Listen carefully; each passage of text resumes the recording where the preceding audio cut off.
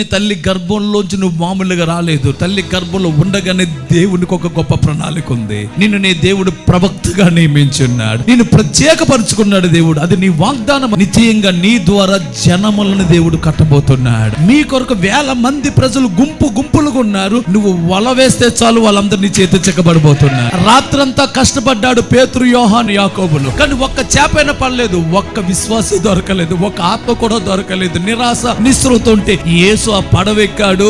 ఎక్కడికి అక్కడికి తీసుకెళ్ళాడు. ఎక్కడ వల వేయమన్నాడు అక్కడ వల వేశారు. 1, 2, 3 కాదు, వాళ్ళు తొట్టుకోలేనని చేపల వరకు విస్తారంగా దొరికింది. అదే సేవ మనందరికి దేవుడు ఇవ్వబోతున్నాడు. ఎంత కష్టపడిన 2-3 కూడా దొరకలేనటువంటి పరిచర్య నీదైనట్లయితే నా యేసు నీ సేవలోకి అడుగు పెట్టి ఉన్నాడు. ఇప్పుడు నువ్వు చేయవలసిన ఒకే ఒక్క పని, దేవుడు ఏ స్థలంలోకి చూపిస్తున్నాడు, ఏ లోతుకు నడిపిస్తా లోతుగా నువ్వు వెళ్ళగలిగితే, దేవుడు వేయమన్న స్థలంలో కానీ వల వేయగలిగితే విస్తారమైన చేపలు అక్కడ రెడీ పెట్టి ఉంచేశాడు దేవుడు.